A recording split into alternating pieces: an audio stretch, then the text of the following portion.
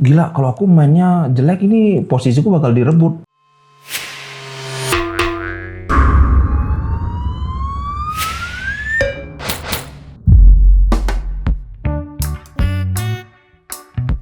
Halo Sobat Mumin, apa kabar? Wih, ini revolusi di lini tengah Inter Milan.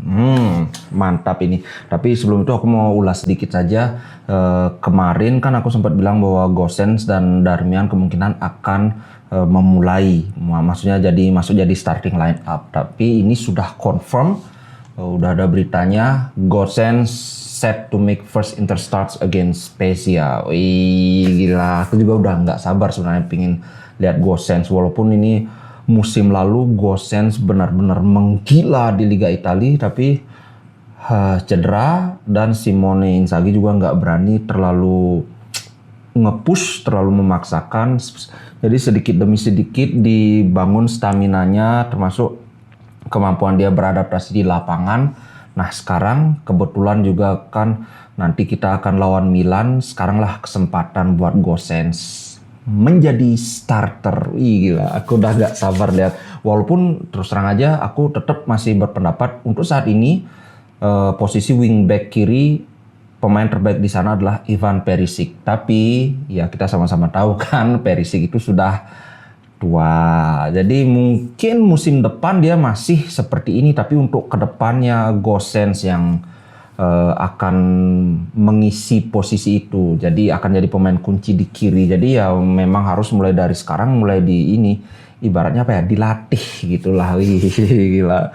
Gosens, kemudian Darmian ya oke. Maksudnya walaupun nggak sebagus Dumfries, tapi Darmian juga jarang banget main jelek. Iya kan?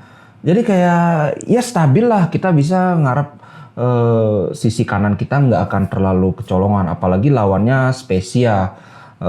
Spezia sekarang peringkat 15. Di atas kertas mestinya nggak ada masalah buat Inter Milan kan.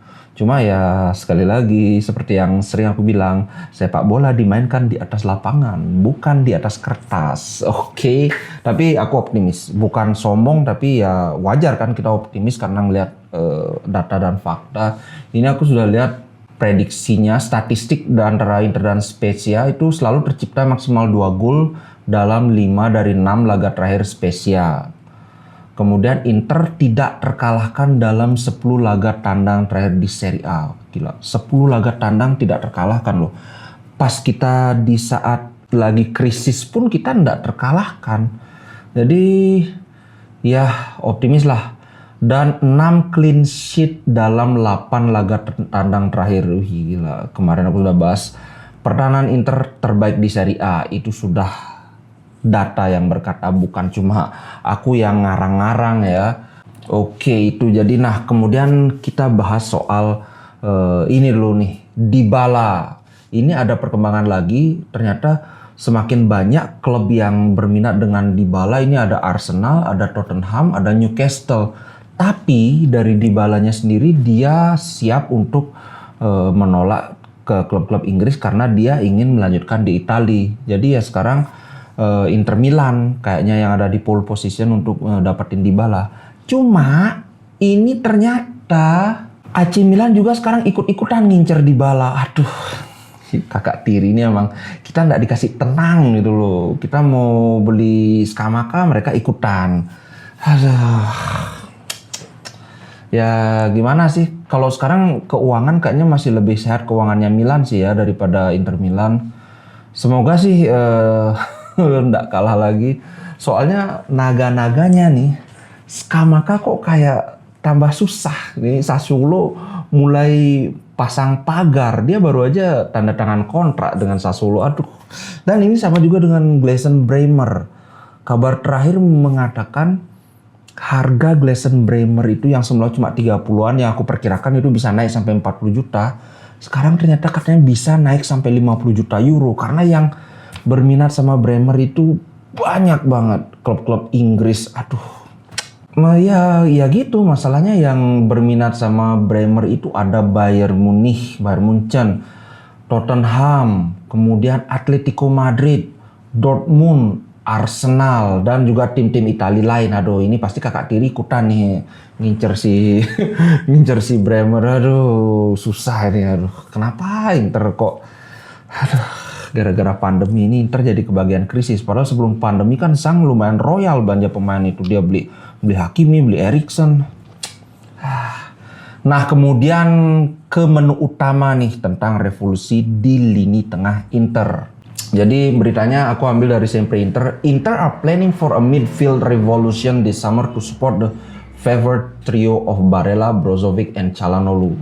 Jadi judulnya revolusi, tapi revolusi ini dimaksudkan untuk mensupport trio utama kita yaitu Brozo, Barella, dan Calhanoglu. Nah yang kita sudah sama-sama tahu kan Fratesi. Walaupun banyak yang berminat sama Fratesi termasuk Juventus, tapi kayaknya Inter kalau aku lihat paling serius nyari Fratesi. Bahkan mungkin Inter nggak jadi ngambil Scamacca, tapi Fratesi yang diutamakan karena kita udah jelas-jelas banget sama-sama lihat gimana lini tengah kita itu terlalu bergantung sama trio Habibi itu. Nah, Fratesi masuk. Kemudian yang menarik ini, jadi Direktur Sport Inter Piero Ausilio dia sangat ingin membawa Kovacic balik ke Inter. Wih, gila, ini ntar aku kasih videonya Kovacic ya. Kovacic ini mantap banget. Sangat disayangkan sih kenapa dulu Inter terlalu cepat ngejual Kovacic ke Real Madrid. Itu kayaknya dia dijual di eranya Erick Thohir ya. Aku waktu itu masih kerja di kapal jadi nggak mengikuti. Tapi benar-benar sayang. Coba kalau waktu itu Kovacic disimpan itu bakalan jadi pilarnya Inter. Cuma sekarang Kovacic kan dia nggak selalu jadi starter di Chelsea. Jadi kemungkinan mau dia ke Inter Milan. Kalau Kovacic ini dia bisa bersaing memperebutkan posisi central midfielder sama si Hakan dan Calhanoglu. Dan dia bisa juga main di posisi DM. Mungkin kawan-kawan ada yang mikir, wah kita kan udah ada trio yang hebat banget, kenapa kok ngambil pemain yang bagus lagi kayak Fratesi, kayak Kovacic. Kovacic ini kan materi pemain inti, bukan cuma backup aja.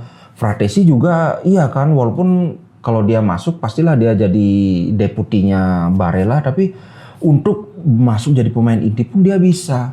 Bagusnya adalah begini, pernah nggak kalian mikir, Hakan Calhanoglu, terutama di awal-awal musim itu, kan dia mainnya masih naik turun, tidak stabil.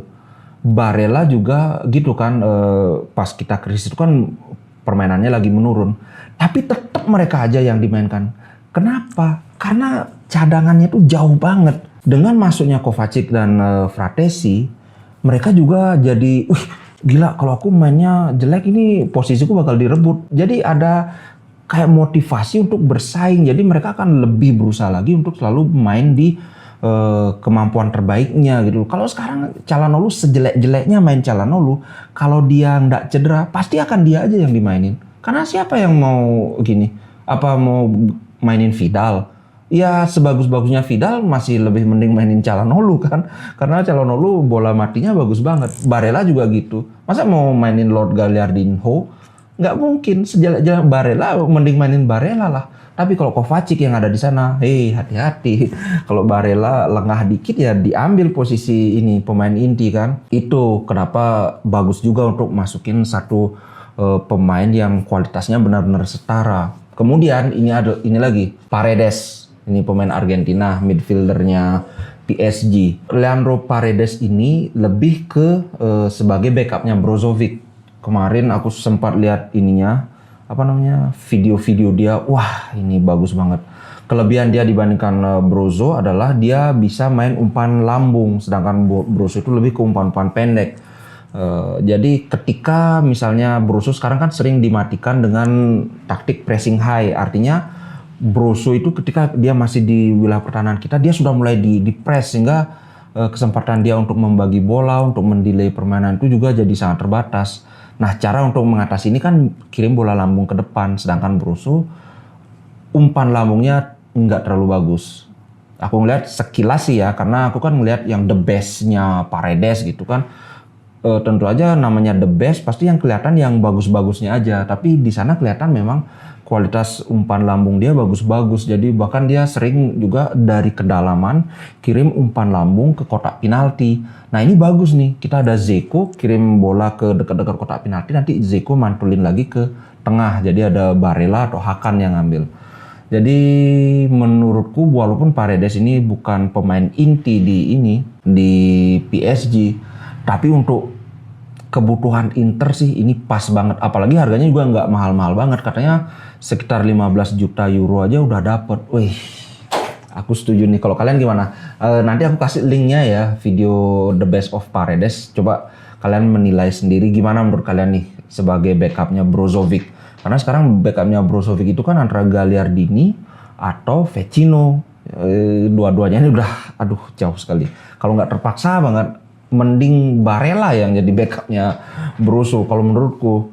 Kemudian Sensi juga masih 50-50 antara dia dipulangin atau dijual untuk nambah duit beli pemain. Tapi kalau kayak gini kayaknya Inter punya target Paredes, kemudian Kovacic, kayaknya sih Sensi bakalan dijual.